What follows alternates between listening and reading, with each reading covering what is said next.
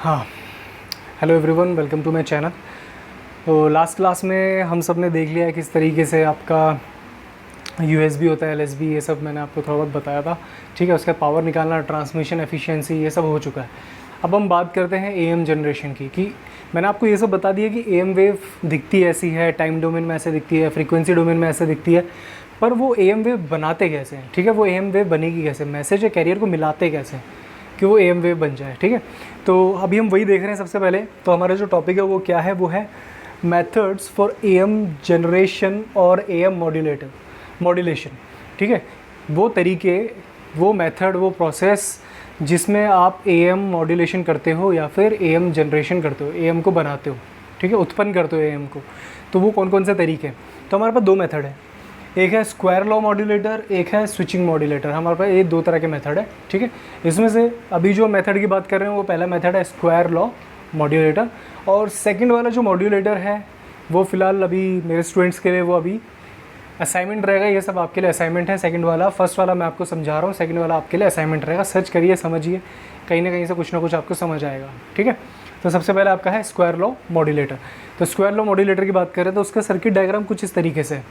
देखिए, यहाँ पे मेरा कैरियर है, ये मेरा कैरियर सिग्नल का सोर्स है, ये मेरा मैसेज सिग्नल का सोर्स है, ये मेरा स्क्वायर लॉ डिवाइस है। मैं बता रहा हूँ अभी स्क्वायर लॉ डिवाइस होता है क्या, करता क्या। और ये आपका बैंड पास फिल्टर है, बीपीएफ। ठीक है, और यहाँ पे बैंड पास फिल्टर के बाद मैं अपना आउटपुट लूँगा plus minus V naught, V output time domain में। ठीक है, तो टाइम डोमेन का जो भी सिग्नल आएगा वो मैं प्लस माइनस वो यहाँ पे लूँगा, इसके और इसके बीच में। अगर मैं यहाँ पे डिनोट कर दूँ, ये मान लेते ए है और यहाँ पे आपका मान लेते हैं बी है। ठीक है, तो ए और बी के बीच में मैं अपना आउटपुट देख रहा हूँ। ठीक है, मेरा आउटपुट निकलेगा क्या, जबकि यहाँ पे मुझे मिलना क्या चाहिए, मुझे मिलना चाहिए एएम वेव। इनपुट साइड मेरी ये रही एमटी और सीटी, ये मेरा इनपुट साइड है। ठीक है, इसलिए मैंने यहाँ पे क्या करा, यहाँ पे एक नाम दे दिया वीआईटी। वीआईटी मतलब इनपुट वोल्टेज। तो इनपुट वोल्टेज जो होगी एक्चुअली यहाँ पे इस पॉइंट पे अगर मैं वोल्टेज की बात करूँ तो इसका सम होगा, एमटी और सीटी का सम।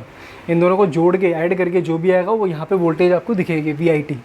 ठीक है, अगर मैं इनकी पोलैरिटी सेम रखूँगा तो ये एक तरह से मान लो अगर ये भी प्लस माइनस पे है उस समय और ये भी प्लस माइनस पे है उस समय, तो ये दोनों ऐड हो जाएंगे। ठीक है, तो ये आपका मैसेज सिग्नल है, ये आपका कैरियर सिग्नल है। यहाँ पे आपका जो वीआईटी बन जाएगा वो क्या बन जाएगा, इन दोनों का एडिशन, एमटी प्लस सीटी। उसके जो आपका स्क्वायर लॉ डिवाइस है उसके बाद आपका जो आउटपुट आता है V2T। स्क्वायर लॉ डिवाइस के बाद जो आउटपुट आएगा उसका मैंने नाम दे दिया V2T। और V2T किसका इनपुट है, वो है बैंड पास फिल्टर का इनपुट। तो उसका जो आउटपुट निकलेगा वो निकलेगा V output T। Band pass filter का आउटपुट निकलेगा V output T। Square law device का आउटपुट है V2T, ये इसका इनपुट बन जाएगा। और स्क्वायर लॉ डिवाइस का इनपुट है वीआईटी। वीआईटी मतलब मैसेज प्लस कैरियर। ठीक है, अब हम देखेंगे ये सर्किट डायग्राम में जो है स्क्वायर लॉ डिवाइस क्या करता है। सबसे पहले तो ये समझ लेते हैं। तो स्क्वायर लॉ डिवाइस कुछ नहीं, एक नॉन लीनियर डिवाइस है। ये सिंपली क्या करता है कि जो भी इनपुट होता है उसके अकॉर्डिंग कुछ आउटपुट देता है, एक इक्वेशन की फॉर्म में, मैथमेटिकल इक्वेशन की फॉर्म में। जैसे कि अभी आप स्क्वायर लॉ डिवाइस देख रहे हैं तो इसका आउटपुट क्या है, V2T। तो इसका आउटपुट कुछ इस तरीके से होगा, V2T is equal to A VIT plus B VI square T। इस तरीके से इसका आउटपुट निकलेगा। ये इसका एक रिलेशन होता है आउटपुट और इनपुट के बीच में। आउटपुट जो भी इसका सिग्नल होता है और इनपुट जो भी इसका सिग्नल होता है उसके बीच का कुछ रिलेशन होता है। इस स्क्वायर लॉ डिवाइस का नॉन लीनियर डिवाइस है, मतलब कि जिस हिसाब से इनपुट चेंज होगा उस हिसाब से आउटपुट वोल्टेज चेंज नहीं होगी। ठीक है, इनका रिलेशन एकदम ऐसा नहीं होगा जैसे लीनियर, जैसा आपका अगर मैं बात करूं, आप जैसे आप पढ़ते भी थे कि वोल्टेज इधर है, इधर मेरा करंट है, तो इन दोनों के बीच में जैसे जैसे वोल्टेज बढ़ती है वैसे वैसे करंट भी बढ़ता है। ठीक है, तो वोल्टेज और करंट के बीच में एक लीनियर रिलेशन होता है। लीनियर का मतलब यहाँ पे ये है कि जिस हिसाब से वोल्टेज बढ़ेगी उसी हिसाब से करंट बढ़ेगा। पर एक नॉन लीनियर डिवाइस या फिर स्क्वायर लॉ डिवाइस का मतलब ये है कि जिस हिसाब से इनपुट बदलेगा उस हिसाब से आउटपुट नहीं बदलेगा। ऐसा नहीं कि जितना इनपुट बढ़ा उतना ही आउटपुट भी बढ़ेगा। ठीक है, हो सकता है इनपुट कम बढ़ा पर आउटपुट ज़्यादा बढ़ गया।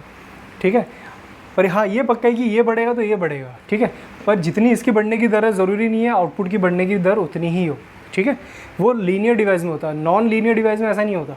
जैसे कि आपका डायोड में जब वो वोल्टेज और करंट का मेजरमेंट वो करते थे, ग्राफ बनाते थे, आपको याद होगा तो ऐसा नहीं होता था कि वोल्टेज और करंट के बीच में आपका डायोड में ग्राफ ऐसा बनता था।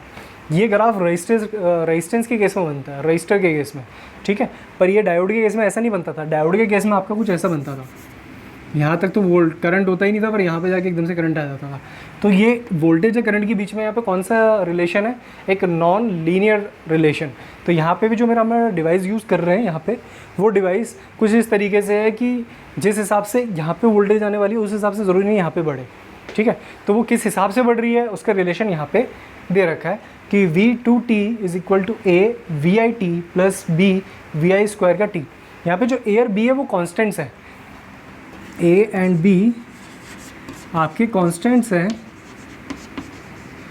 जो कि ये कॉन्स्टेंट जो A और B है, जो कॉन्स्टेंट्स हैं, ये दिए किसने, ये इस डिवाइस ने ही अपने आप से निकाले, ठीक है। ये इस डिवाइस की ही उपज है। इस डिवाइस जो अपने साथ देखो जो भी इनपुट आ रहा है, ऐसा नहीं है जो इनपुट आ रहा है और जो आउटपुट आ रहा है बिल्कुल वही सब है। होगा क्या, जो डिवाइस है इसके अंदर भी कुछ ना कुछ ये अपने चेंजेस करेगा, ठीक है। तो जो अपना प्रभाव जो ये डिवाइस डालेगा, तो उसके जो डिवाइस के कुछ कांस्टेंट जो अपना वो अप्लाई कर रहा है वो कौन कौन से, A और B, ठीक है। ऐसा नहीं आपने कुछ इनपुट दिया, एक सिस्टम है, आपने एक इनपुट दिया और उस सिस्टम से आउटपुट बाहर निकला, तो ऐसा तो हो नहीं जो इनपुट दिया वही आउटपुट निकल के आ जाएगा। वो डिवाइस कुछ ना कुछ उसमें अपने चेंजेस देगा, कुछ ना कुछ अपने कॉन्स्टेंट्स मल्टीप्लाई कर देगा, ठीक है। तो अपने के जो उसके अंदर की जो खामियाँ थी या जो भी अच्छाइयाँ थी, वो उस सिग्नल में जो इनपुट में आ रहा है वो अपने साथ जोड़ के उस सिग्नल के साथ अपनी अच्छाई बुराई जो भी है जोड़ के आगे फॉरवर्ड कर देगा, ठीक है। तो कुछ इस तरीके से समझिए जो A और B है वो कुछ कॉन्स्टेंट्स हैं, जो कि डिवाइस जो आपने स्क्वायर लॉ डिवाइस लगाया है उसकी वजह से ये कॉन्स्टेंट्स भी आ रहे हैं, ठीक है। तो यहाँ पे मैंने A और B कॉन्स्टेंट्स बोल दिए हैं। अब हम इसे थोड़ा सॉल्व करते हैं। देखिए मुझे जो निकालना है, मुझे देखना है कि आउटपुट वोल्टेज पे आपकी AM वेव बन रही है कि नहीं बन रही है, ठीक है। पर आउटपुट वोल्टेज पे AM वेव बनने से पहले सबसे पहले मैं बैंड पास फिल्टर के पहले देख लेता हूँ कि बैंड पास फिल्टर के पहले जो मुझे मिल रहा है वो क्या है। बैंड पास फिल्टर के इनपुट पे जो भी आ रहा है वो तो पहले मुझे वो पता होना चाहिए, तभी तो मुझे पता चलेगा इसका आउटपुट क्या आने वाला है। तो सबसे पहले हम देखते हैं V2t क्या कर रहा है, ठीक है। उसके बाद मैं आपको ये भी बताऊँगा कि जो बैंड पास फिल्टर है वो हमने क्यों लगाया है और हमें बैंड पास फिल्टर की ज़रूरत क्या है और हमने कौन सा वाला बैंड पास फिल्टर लगाया है, किस फ्रीक्वेंसी से लेके किस फ्रीक्वेंसी तक का, ठीक है। पर सबसे पहले हम निकाल लेते हैं V2t, जो उसकी इक्वेशन बनेगी थोड़ी कॉम्प्लिकेटेड, थोड़ा मैथमेटिकल ज़्यादा रहेगा, ज़्यादा कॉम्प्लिकेटेड भी नहीं है पर थोड़ा लेंदी रहेगा। हम पर उसे पूरा सॉल्व करेंगे तो आप देखेंगे कि किस तरीके से हम AM वेव तक पहुँचेंगे बैंड पास फिल्टर के बाद। पर पहले बैंड पास फिल्टर के पहले V2t क्या निकल के आएगा अगर मैं VIT की जगह पे ये सब डालता हूँ तो। पर अब ध्यान दीजिए VIT मेरा एक्चुअली में है क्या, मैंने आपको बता दिया VIT मेरा MT प्लस CT है, ठीक है। इन दोनों को जोड़ के जो आएगा वो है VIT। तो मैं VIT की जगह पे क्या पुट करने वाला हूँ, MT प्लस CT। इसके बाद हम आगे सॉल्व करते हैं कि VIT की जगह पे MT प्लस CT करके इक्वेशन किस तरीके से और आगे दिखेगी, ठीक है। हाँ, तो मैंने आगे क्या करा, VIT की जगह पे MT प्लस CT पुट कर दिया। कौन सी इक्वेशन में, जो हमारी स्क्वायर लॉ डिवाइस के आउटपुट वाली इक्वेशन आई थी, V2t is equal to A VIT plus B VIT का स्क्वायर, ठीक है। तो मैंने VIT की जगह पे MT प्लस CT रख दिया। तो MT प्लस CT जैसे ही मैं रखूँगा तो आपका इक्वेशन कुछ इस तरीके से दिखेगी। उसके बाद मैंने क्या करा, A को अंदर मल्टीप्लाई कर दिया इन दोनों में, तो AMT प्लस ACT प्लस अब इधर मुझे मल्टीप्लाई करने, B को अंदर मल्टीप्लाई करने से पहले अंदर वाले का स्क्वायर निकाल लेता हूँ। तो अंदर वाले का जब स्क्वायर करेंगे तो A प्लस B का होल स्क्वायर का फॉर्मूला बनेगा, MT प्लस CT का होल स्क्वायर जो फॉर्मूला बनेगा वो A प्लस B का होल स्क्वायर बनेगा। उसके बाद में A square plus B square plus 2AB, M square का T प्लस C स्क्वायर का T प्लस 2MT CT, ठीक है। उसके बाद देखेंगे हम यहाँ पे मैंने क्या करा, मैंने B को अंदर मल्टीप्लाई कर दिया है। A वाला तो पहले से ही कर दिया था, अब B वाले को मैंने अंदर मल्टीप्लाई कर दिया, तो क्या बनेगा, ये वाला पार्ट तो वैसे ही रहेगा, plus BM square T plus BC square T plus 2BMT CT। ये मेरी इक्वेशन बनी, ठीक है। अब मैं क्या करूँगा यहाँ पे कि MT की जगह पे AM cos ओमेगा MT और CT की जगह पे AC cos omega CT।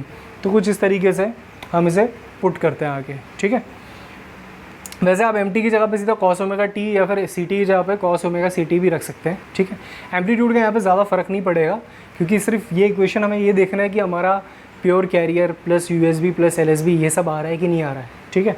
Amplitude तो हम A और B कॉन्स्टेंट्स की जो भी वैल्यू सेट करेंगे उस हिसाब से हम लेके आ जाएंगे, ठीक है। तो MT की जगह पे चलिए हम वही रखते हैं AM cos ओमेगा MT और CT की जगह पे रखते हैं AC cos ओमेगा CT।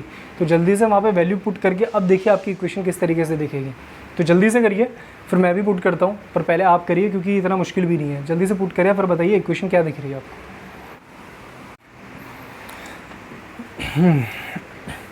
हाँ, तो आगे देखिए हमने क्या करा, हमने आगे से सॉल्व किया, मैंने एम टी की जगह पे A M cos omega M T रख दिया तो वो बन गया A M cos omega M T. फिर मैंने सी टी की जगह पे A C cos omega C T रख दिया तो वो बन गया A C cos omega C T. फिर हम इधर आते हैं, तो इधर मेरा जो बी एम टी का स्क्वायर था, तो एम टी की जगह पे मैंने क्या लिख दिया, ए एम का square cos square omega M T, क्योंकि एम टी होता है A M cos omega M T. तो A M cos omega M T का अगर मैं पूरे का स्क्वायर करूँगा तो क्या बनेगा, यही बनेगा। बी तो साथ में था ही, ए एम का स्क्वायर बन जाएगा cos square omega M T. ठीक है, अभी नीचे मत देखिए, अभी सिर्फ ऊपर ही देखना। उसके बाद कॉस, यहाँ पे क्या था, यहाँ पे था बी सी टी का स्क्वायर, तो बी तो वैसे का वैसा, सी टी का स्क्वायर मतलब कि कैरियर जो है पूरा का पूरा सिग्नल उसका स्क्वायर। तो कैरियर क्या होता है, सी टी होता है हमारा ए C cos omega C T, तो मैंने सी टी की जगह पे डाल दिया ए C cos omega C T, तो उनका स्क्वायर हो गया, ए सी का स्क्वायर हो गया, cos square omega C T हो गया।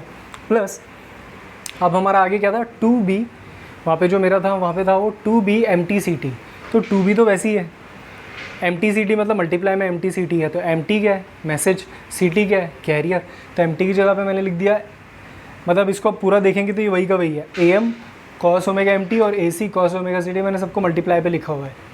ठीक है, मल्टीप्लाई में तो आगे पीछे लिख सकते हैं, तो टू बी तो है ही, साथ में A M cos omega M T और A C cos omega C T, तो ये मैंने पूरा पूरा लिख दिया। ठीक है, अब इसे थोड़ा हम फर्दर सॉल्व करेंगे। फर्दर सॉल्व जब हम करेंगे तो क्या होगा कि ये तो वैसे का वैसे ही रहेगा, A M cos omega M T, A C cos omega C T भी वैसे का वैसे ही रहेगा।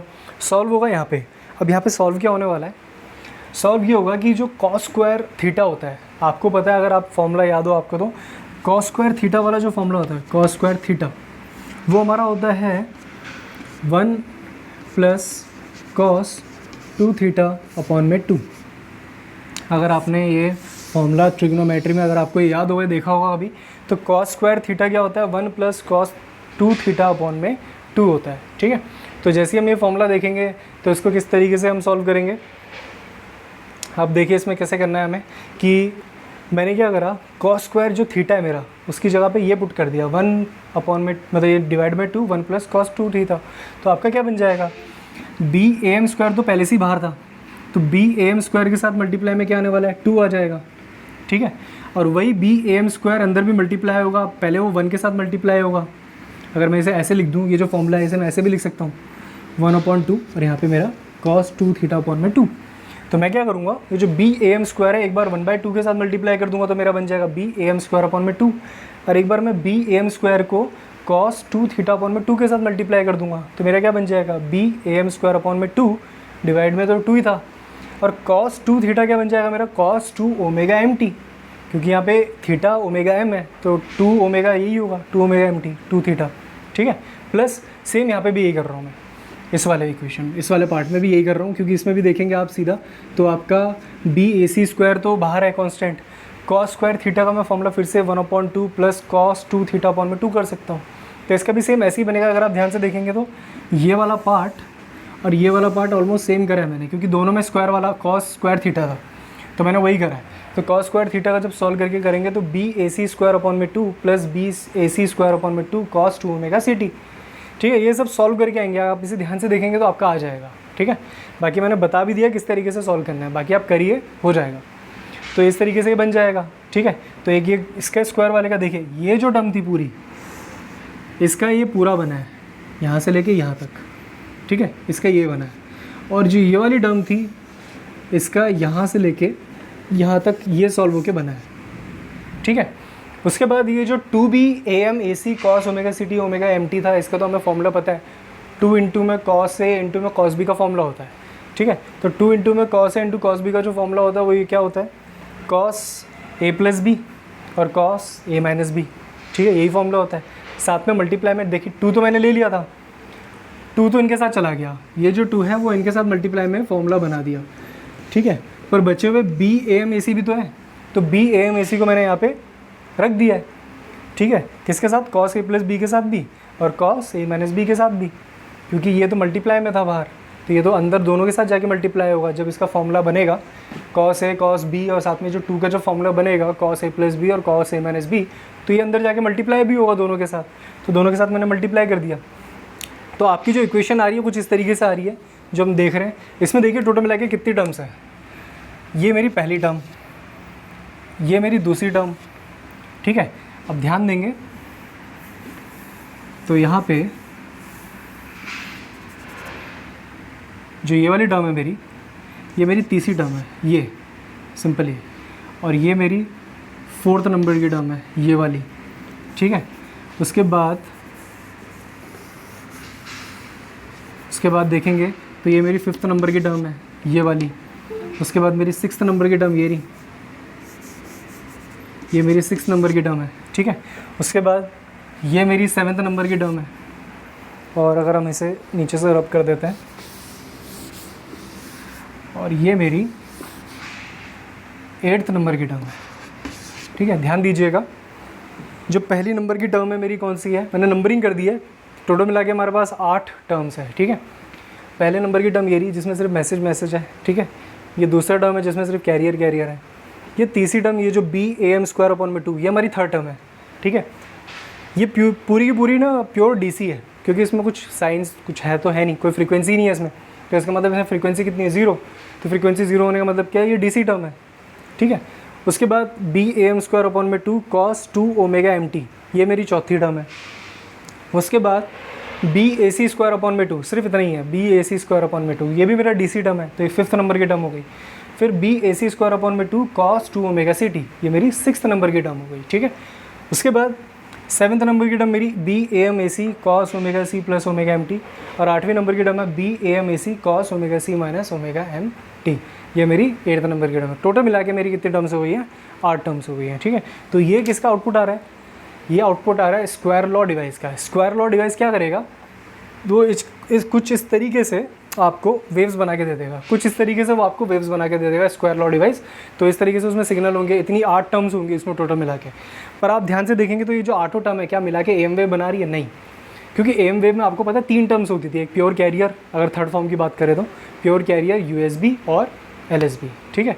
तो मुझे क्या करना है, इन 8 टर्म में से ना सिर्फ 3 टर्म चाहिए, 5 टर्म यहाँ से निकलेंगी, और जो कि फालतू की हैं, जो हमारे काम की नहीं है, ठीक है। इन 8 टर्म में 3 टर्म आपको भी नज़र आ जाएंगी जो कि हमारे काम की है, जिसमें प्योर कैरियर होगा, ठीक है, और जिसमें USB भी होगा, जिसमें LSB भी होगा। बाकी टर्म्स हमारे काम की नहीं है, तो उन्हें निकालने का काम कौन करेगा। टोटल मिला के 8 टर्म्स है, जिसमें से मुझे सिर्फ 3 ही चाहिए, 5 मुझे नहीं चाहिए, तो उन्हें निकालने का काम करेगा बैंड पास फिल्टर, जो हमने बाद में लगाया था। बैंड पास फिल्टर क्या करेगा, सिर्फ उन्हीं टर्म्स को रख लेगा, उन्हीं फ्रीक्वेंसीज़ को रख लेगा जो हमें AM वेव में चाहिए होती हैं। बाकी फ्रीक्वेंसीज़ को वो पास नहीं होने देगा, वो आउटपुट पे आएंगी ही नहीं। मतलब इन 8 में से सिर्फ 3 टर्म्स ही आगे पास होंगी, बाकी 5 पहले ही ब्लॉक हो जाएंगी, ठीक है। तो अब हम देखते हैं कि बैंड पास फिल्टर किस तरीके का हमें लेना पड़ेगा, कि वो कौन सी फ्रीक्वेंसी से कहाँ तक का रखे और किन को निकाल दे, ठीक है। देखते हैं अभी किस तरीके से वो करना है। अगर किसी का नहीं हुआ तो जल्दी से सॉल्व कर लीजिए, जब तक मैं 1 मिनट वेट कर रहा हूँ, ठीक है। आपको यहीं तक पहुँचना है किसी तरह, उसके बाद आगे मैं सॉल्व करके बता रहा हूँ क्या करना है। चलिए अब हम देखते हैं कि हमें किस तरह का बैंड पास फिल्टर चाहिए। बैंड पास फिल्टर आपको पता है हमें किस तरीके का चाहिए होगा। आपको पता है एम वेव में हमें हमारे 3 कंपोनेंट्स होते हैं, USB, LSB और आपका मेन कैरियर, ठीक है। तो जैसे इस तरीके से मैं बोलूँ, अगर आपको याद हो तो, कि एक तो आपका ऐसे भी बनाया था मैंने, एक ट्रायंगल वाली फॉर्म में भी बताया था, ठीक है। आप दोनों में से किसी में भी देख सकते हैं, समझ सकते हैं, ठीक है। और बीच में आपका क्या होता है, कैरियर, ये आपका FC वाला पार्ट होता है, या फिर यहाँ पे बात करें तो ωc, और यहाँ पे ωc + ωm, और ये वाला जो होता है वो होता है ωc - ωm, ठीक है। ये हमें AM वेव पे फ्रीक्वेंसी डोमेन में पता है, कुछ इस तरीके से मिलता है, ठीक है। USB, LSB और आपका बीच में कैरियर। मुझे क्या करना है, मुझे यही चाहिए, बाकी मुझे कोई कंपोनेंट नहीं चाहिए।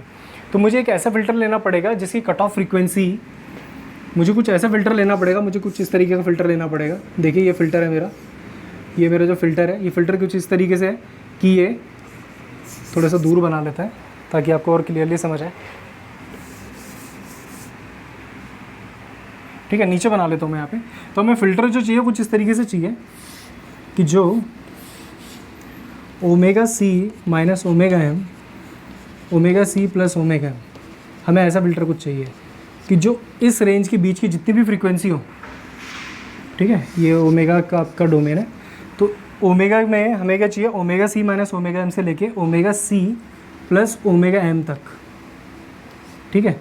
इसके बीच की जितनी भी फ्रीक्वेंसीज़ होंगी उन सबको ये पास कर दे, या ये वाली फ्रीक्वेंसीज़ भी पास कर दे, पर ना उसकी उधर की करेगा पास, ना उसकी इधर की करेगा, ठीक है। सिर्फ यही करने वाला है, इसके अलावा और कोई नहीं करेगा, ठीक है। अब ध्यान दीजिए, अब यहाँ पे जो मेरी 8 टर्म्स है, अब इनमें से कौन कौन पास होने वाला है। बैंड पास फिल्टर मेरा कुछ इस तरीके का है कि सिर्फ यहाँ से लेके यहाँ तक को पास करेगा, बाकियों को नहीं करेगा। और ओमेगा सी बीच में था कहीं, ठीक है, यहाँ पे ओमेगा सी बीच में। अब ध्यान दीजिए, सबसे पहली टर्म, तो सबसे पहली टर्म की बात करें तो उसमें अगर फ्रीक्वेंसी देखेंगे आप तो सिर्फ ओमेगा एम है, ठीक है। अब ओमेगा एम जानेंगे ना, अगर ये फ्रीक्वेंसी डोमेन मैंने बनाया है तो ओमेगा एम बहुत पहले है, बहुत पहले हुआ होगा कहीं ना कहीं, क्योंकि मान लेते हैं यहाँ से 0 शुरू हो रहा है, ठीक है। और आपको पता है मैसेज सिग्नल की फ्रीक्वेंसी कम होती है, तो मैसेज सिग्नल कहीं ना कहीं 0 के आसपास ही होगा। अब ओमेगा सी तो मेगाहर्ट्ज़ में होता है, ठीक है। अगर मैं यहाँ पे इसे मान लेते हैं, इसे किलो हर्ट्ज़ में समझ लेते हैं, इसे एंगुलर पे ना जाके किलो हर्ट्ज़ में मान लेते हैं। तो मान लेते हैं यह 1000 है, ठीक है। ओमेगा सी की वैल्यू मेरी 1000 है मान लेते हैं, ठीक है। और ओमेगा एम मान लेते हैं मेरा 1 है। ओमेगा एम की वैल्यू मैंने कितनी मान ली, ओमेगा एम मैंने मान लिया 1 और ओमेगा सी मैंने मान लिया 1000। अब ध्यान दीजिएगा, यहाँ पे कितना आने वाला है 999 और यहाँ पे कितना आने वाला है 1001, ठीक है। तो 999 किलो हर्ट्ज़ से लेके मान लेते हैं, या 999 हर्ट्ज़ से लेके किलो हर्ट्ज़ ही मान लेते हैं वैसे तो, ठीक है। ये वैल्यू मान लो, किलो हर्ट्ज़ भी छोड़ो आप समझने के लिए, बस 999 से लेके 1001 के बीच में जो भी होगा उसको पास करेगा, उसके ना उधर को पास करेगा ना उसके इधर वालों को पास करेगा, ठीक है। अब ध्यान दीजिए, पहले वाली टर्म में जो फ्रीक्वेंसी मेरी ओमेगा एम है, तो ओमेगा एम कितना लिया था मैंने 1, तो ओमेगा एम अगर 1 है तो 1 तो 999 से बहुत पहले होगा, बहुत ज़्यादा पहले, तो वो तो इस फिल्टर में आने नहीं वाला, मतलब कि ये पास नहीं होगा, तो पहला वाला पास नहीं होगा, ठीक है। तो मतलब पहला वाला आउटपुट पे भी नहीं आएगा, क्योंकि जब वो पास ही नहीं होगा फिल्टर से तो आउटपुट पे नहीं आने वाला, पहली टर्म आउटपुट पे नहीं आएगी।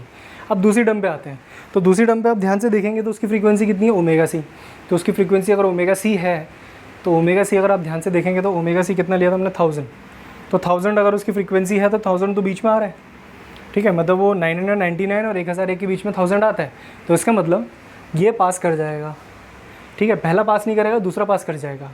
अब तीसरे पे आते हैं, तीसरे में कोई फ्रीक्वेंसी ही नहीं है, BAM²/2, तो जिसमें कोई फ्रीक्वेंसी नहीं होती इसका मतलब उसकी फ्रीक्वेंसी 0 है, तो फ्रीक्वेंसी 0 होने का मतलब यहाँ पे, तो ये भी पास नहीं करेगा, इसका मतलब ये भी पास नहीं होने वाला, थर्ड वाली टर्म भी पास नहीं होगी। उसके बाद आते हैं फोर्थ टर्म पे।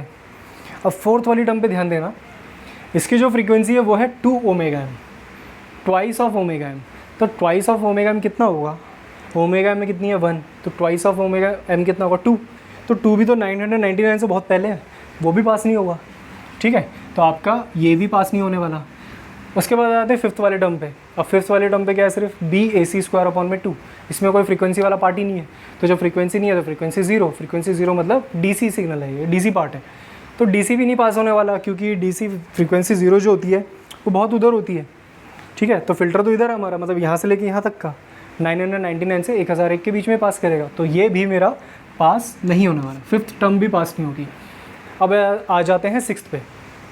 सिक्स्थ वाली टर्म पे देखेंगे फ्रीक्वेंसी कितनी है 2 omega C, twice of omega C, तो ओमेगा सी मैंने कितना लिया था 1000, तो ट्वाइस ऑफ ओमेगा सी कितना हो जाएगा 2000, तो 2000 तो 1000 के आगे बहुत होगा, बहुत आगे जाके होगा, तो इसका मतलब ये भी पास नहीं होने वाला, क्योंकि ये ट्वाइस ऑफ ओमेगा सी है, ट्वाइस ऑफ ओमेगा सी मतलब 2000, तो 2000 तो 1000 से 1001 से बहुत आगे होने वाला है, तो वो भी पास नहीं होगा। अब आ जाते हैं इधर, अब इसकी क्या फ्रीक्वेंसी है सेवन्थ वाले टर्म की ओमेगा सी प्लस ओमेगा, मतलब 1001, तो ये पास होगा, ठीक है। उसके बाद एट्थ वाली टर्म देखिए ओमेगा सी माइनस ओमेगा, मतलब 999, मतलब ये भी पास होगा। तो आप देखेंगे ध्यान से यहाँ पे कि सिर्फ 3 ही टर्म पास हुई हैं, एक सेकंड, एक आपका सेवन्थ और एक आपका एट्थ, ठीक है। बाकी और सब ब्लॉक हो जाएंगे, क्यों, क्योंकि फ़िल्टर ही हमने ऐसा लिया है बैंड पास फिल्टर की, उन्हीं फ्रीक्वेंसीज़ को रखें, बाकियों को नहीं रखे। तो आपका क्या होगा, अब आउटपुट पे जो इक्वेशन आने वाली है वो आप खुद ही लिखिए, ठीक है। इसका मैं भी लिखता हूँ पर पहले आप खुद ही लिखिए। आउटपुट पे वो इक्वेशन आएगी, मतलब मेरा V आउटपुट जो मेरे को निकालना था VOT इज़ इक्वल टू, उसमें वही आने वाले हैं, VOT में वही आने वाले हैं जो फ्रीक्वेंसीज़ बैंड पास फिल्टर से पास हो गई हैं, सिर्फ वही वाली टर्म्स आएंगी, बाकी नहीं आएंगी। तो कौन सी टर्म्स है वो, एक तो ये सेकंड वाली, एक सेवन्थ और एक एट्थ, तो ये तीनों टर्म्स कहाँ मिल जाएंगी मुझे आउटपुट पे, बाकी नहीं मिलेगा। अब ध्यान से देखेंगे तो जो सेकंड टर्म है वो प्योर कैरियर है, उसमें कैरियर के अलावा और कुछ नहीं है, मैसेज वाला कोई पार्ट नहीं है। हाँ ये कांस्टेंट है, ये तो उस डिवाइस ने दिया था, ठीक है। तो प्योर कैरियर के अलावा इसमें कुछ नहीं है।